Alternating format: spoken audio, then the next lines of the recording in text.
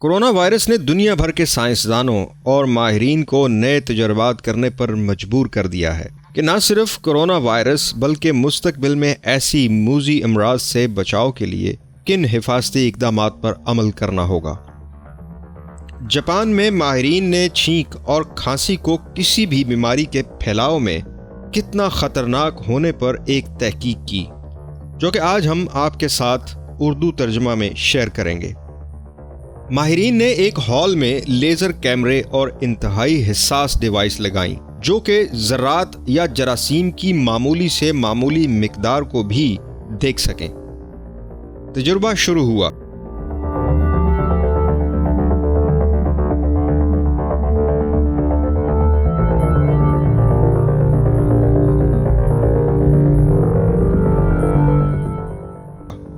ایک انسان کو چھینکنے کو کہا گیا۔ ہم بڑے بڑے ذرات کو آسانی سے دیکھ سکتے ہیں جو جلدی سے زمین پر گر جاتے ہیں۔ اب ذرا حساس کیمرے کی نظر سے دیکھیں۔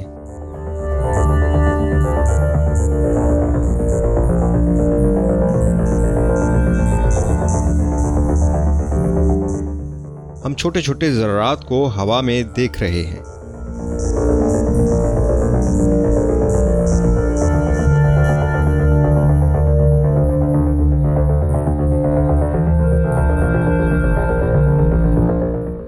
آئیے اب ذرا دوسرے اینگل سے دیکھیں۔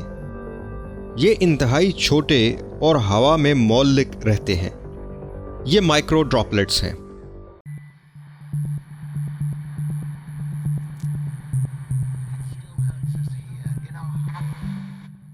ہم سمجھتے ہیں کہ صرف چھینک ہی ان جراثیم کو پھیلا سکتی ہے۔ اب ذرا یہ دیکھیں۔ دو لوگوں کو قریب بٹھا کر اونچی آواز میں بات کرنے کو کہا گیا۔ لوگ جب اونچی آواز میں بات کرتے ہیں تو ہزاروں جراثیم نکلتے نظر آتے ہیں۔ ان دونوں کے درمیان بات چیت سے پیدا ہونے والے جراثیم اپنی جگہ پر بدستور قائم ہیں اور ضائع نہیں ہو رہے۔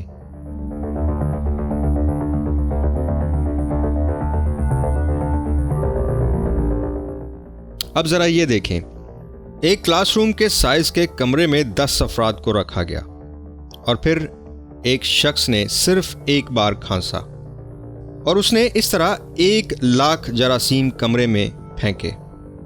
بڑے سائز کے جراثیم نیلے اور سبز رنگ میں ہیں جو کہ چند ہی سیکنڈ میں زمین پر گر گئے، لیکن لال رنگ والے مائکرو جراثیم مستقل کمرے میں پھیلتے جا رہے ہیں اور صرف 20 سیکنڈ کے دورانیے میں آدھے کمرے میں پھیل چکے ہیں۔